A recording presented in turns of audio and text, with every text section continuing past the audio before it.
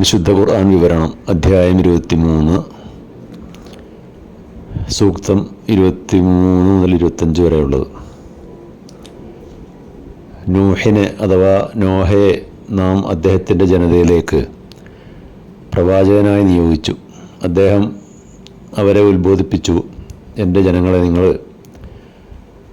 ദൈവത്തിന് കീഴ്പ്പെട്ട് ജീവിക്കണം. ഏകനായ ആ ദൈവമല്ലാതെ മറ്റൊരു ദൈവവും ഈ ലോകത്തില്ല, ഈ പ്രപഞ്ചത്തിലില്ല. നിങ്ങളവനെ സൂക്ഷിച്ച് ജീവിക്കണം, അതായത് ഭയഭക്തി പുലർത്തി ജീവിക്കണം. അപ്പോൾ അവരിൽപ്പെട്ട നിഷേധികളായ പ്രമാണിമാർ പറഞ്ഞു, ഇവൻ, അതായത് നൂഹ്, നിങ്ങളെപ്പോലുള്ള ഒരു മനുഷ്യൻ മാത്രമാണ്. നിങ്ങളെക്കാൾ ശ്രേഷ്ഠത നേടാൻ വേണ്ടി ശ്രമിക്കുകയാണവൻ. ദൈവം വല്ല ദൂതനെയും അയക്കാൻ ഉദ്ദേശിച്ചിട്ടുണ്ടെങ്കിൽ തന്നെ അവൻ മാലാഖമാരെ ആയിരിക്കും അയക്കുക. നിങ്ങളുടെ പിതാക്കന്മാരിൽ നിന്നൊന്നും ഇങ്ങനെ ഒരു വിവരവും ഞാൻ കേട്ടിട്ടേയില്ല. ഇവന് ഭ്രാന്തി പിടിച്ചതാണ്. കുറച്ചുകൂടി നമുക്ക് കാത്തിരിക്കാം, കാര്യങ്ങളൊക്കെ വ്യക്തമാകാൻ വേണ്ടിയിട്ട്. നൂഹ് അഥവാ നോഹ എന്ന പ്രവാചകൻ്റെ ചരിത്രം ഖുർആനിൽ പല അധ്യായങ്ങളിലായിട്ട് വിവരിച്ചിട്ടുണ്ട്.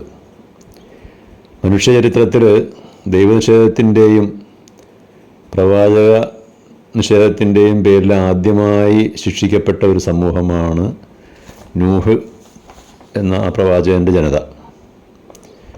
സത്യനിഷേധികൾ ജീവിത സാഫല്യം കൈവരിക്കുന്നതിൽ പരാജയപ്പെടുന്നതിൻ്റെയും സത്യവിശ്വാസികൾ ജീവിത വിജയം കൈവരിക്കുന്നതിൽ വിജയിക്കുന്നതിൻ്റെയും പിന്നിൽ എന്താണെന്ന് വളരെ വ്യക്തമായി മനസ്സിലാക്കിത്തരും ഈ നൂഹിൻ്റെയും ജനതയുടെയും ചരിത്രം.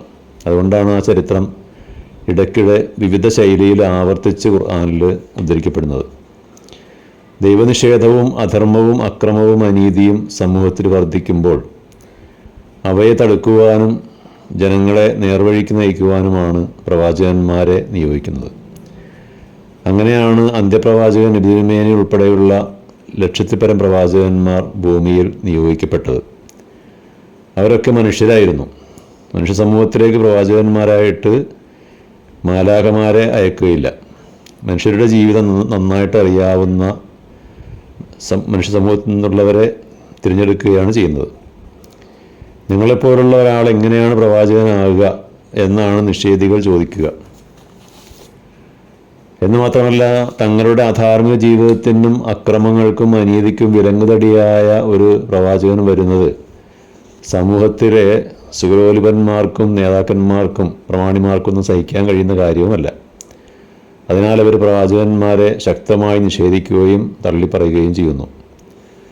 അവർ സ്വന്തം ജനതയോട് പറയുന്നത് ഇങ്ങനെയാണ്: ഇവൻ, ഈ പ്രവാചകൻ നിങ്ങളെപ്പോലുള്ളൊരു മനുഷ്യൻ മാത്രമാണ്, അവന് യാതൊരു ശ്രേഷ്ഠതയുമില്ല. ഇവൻ പ്രവാചകത്വം വാദിക്കുന്നത് നിങ്ങളുടെ ഇടയിൽ ഒരു ശ്രേഷ്ഠസ്ഥാനം ലഭിക്കുന്നതിന് വേണ്ടിയാണ്. ഞങ്ങൾ ഞങ്ങളുടെ മുൻഗാമികളിൽ നിന്നോ അല്ലെങ്കിൽ പിതാക്കന്മാരിൽ നിന്നോ ഇങ്ങനെ പ്രവാചകത്വത്തെക്കുറിച്ചൊന്നും ഞങ്ങൾ കേട്ടിട്ടേയില്ല.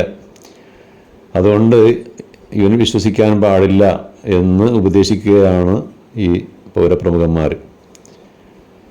അന്ത്യപ്രവാചകൻ നബി തിരുമേനി വരെയുള്ള സകല പ്രവാചകന്മാരോടും അന്നാടുകളിലെ പ്രവാണിമാർ പറഞ്ഞതും ഇതൊക്കെ തന്നെയായിരുന്നു. ശേഷം ഉള്ള ചരിത്രത്തിൻ്റെ സംഗ്രഹം അടുത്ത സൂത്രങ്ങളിൽ വിവരിക്കുന്നുണ്ട്.